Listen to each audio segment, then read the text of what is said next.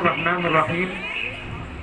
الحمد لله الذي أسرى بعبده ليلا من المسجد الحرام إلى المسجد الأقصى الذي باركنا حوله لنريه من آياتنا إنه هو السميع البصير.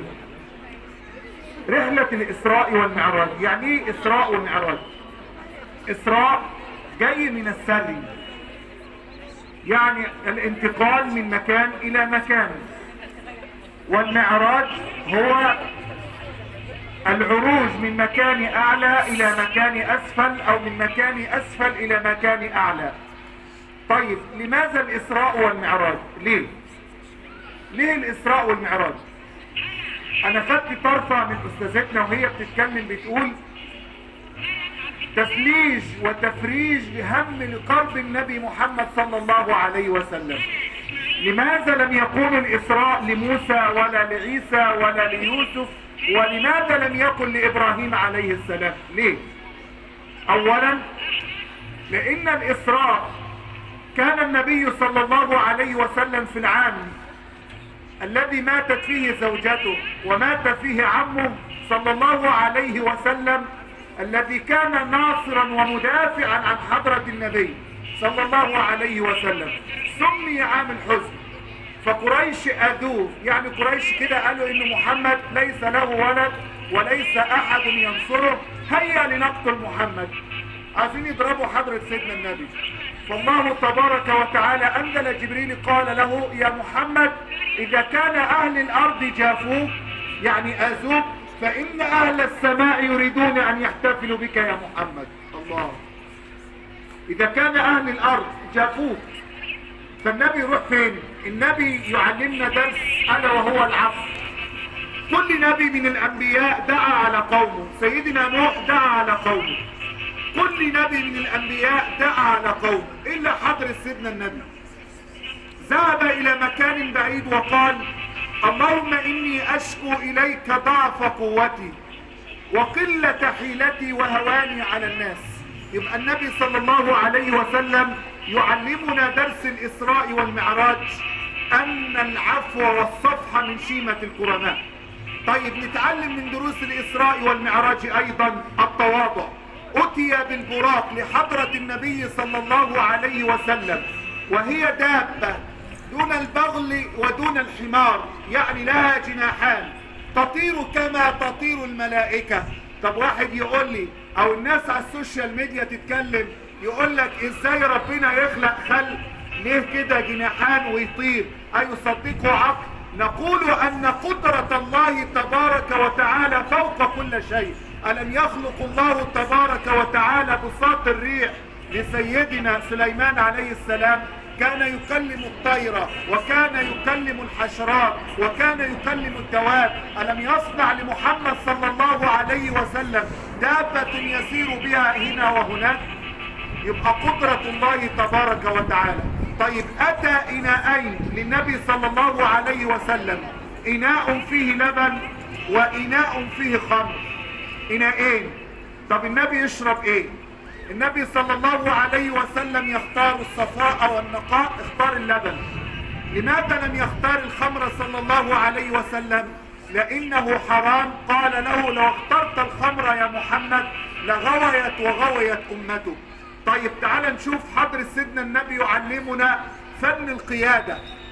فن القيادة، تولي القيادة والمناصب ليس بالعلو وليس بالصغر، ولكن هي بمكانة الإنسان عند الله تبارك وتعالى. صلى النبي صلى الله عليه وسلم بالأنبياء في المسجد الأقصى صلى الله عليه وسلم.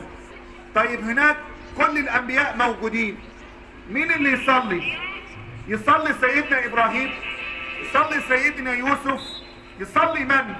يتقدم حضرة النبي صلى الله عليه وسلم ليصلي بالأنبياء. قال له أنت خاتم الأنبياء يا محمد. يبقى مين القيادة هنا؟ مع ذلك أنه أصغرهم.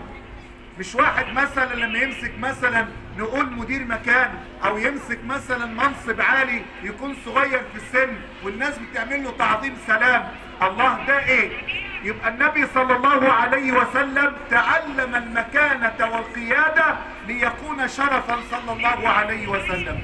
طب النبي صلى الله عليه وسلم يذهب ليعلمنا التواضع في السماوات العلى. طيب النبي قابل كل الأنبياء، موسى وعيسى وإبراهيم، ويجد سيدنا إبراهيم مستندا ظهره إلى البيت المعمور. تخيلوا آخر حاجة هتكلم عليها، أنا عارف إن أنتوا تهتوا معايا. سيدنا إبراهيم عليه السلام مستندا ظهره إلى البيت المعمور، بيقول له إيه؟ يا محمد أقرئ أمتك منا السلام. تخيلوا سيدنا إبراهيم بيسلم علينا كلنا، سيدنا إبراهيم بيسلم علينا. طب احنا بنرد عليه السلام؟ بنرد عليه السلام فين؟ في التشهد. طب لو سيدنا موسى وسيدنا عيسى وكل الأنبياء سلموا علينا، كانت التشهد كلها كانت سلاما على الأنبياء، كانت كلها سلام على الأنبياء. طب تعالوا نشوف بقى يقول له إيه؟ أن الجنة طيبة غراسها، الجنة دي حلوة. قال له اللي هيقول كلمتين هيخش الجنة، اللي هيقول كلمتين هيخش الجنة. هيقول إيه؟ سبحان الله العظيم، سبحان الله وبحمده، غرست له نخلة في الجنة. فما بالك بقى باللي بيصلي، فما بالك بقى باللي بيجبر الخواطر، فما بالك بقى اللي بيقول كلام كويس، فما بالك بقى اللي بيصوم، فما بالك اللي بيصلي. أليس كل ذلك يشفع للعبد؟ فأوتي هدية للنبي صلى الله عليه وسلم أن فرضت الصلاة. الصلاة ديت كانت 50 صلاة في اليوم والليلة. تخيلوا نقدر نصلي 50 صلاة في اليوم والليلة؟ فيرجع لسيدنا موسى لأنها فرضت على سيدنا موسى عليه السلام، يقول له يا محمد اذهب إلى ربك فسله التخفيف. عايزين التخفيف من الله سبحانه وتعالى، ليكون 5 صلوات في اليوم والليلة و50 فين؟ و50 في الأجر. تخيل، عاوزين نحافظ على الصلاة، عايزين نحافظ على مشاعر بعض، عايزين نحافظ على جبر الخواطر، عايزين نتعلم ان درس الإسراء والمعراج ما كانتش رحلة. الإسراء والمعراج ما كانتش رحلة، ده كانت معجزة إلهية من الله تبارك وتعالى. عايزين نحتفل بيها، عايزين ندرسها ونعرفها ونعرف قيمة وإعجاز القرآن الكريم في شهر رجب، ألا وهي الإسراء والمعراج. الإسراء في القرآن الكريم كانت بالروح والجسد. في ناس يقول لك ايه آخر كلمة أقول فيها، هي كانت بالروح والجسد ولا الروح بس ولا كانت نظامها ايه؟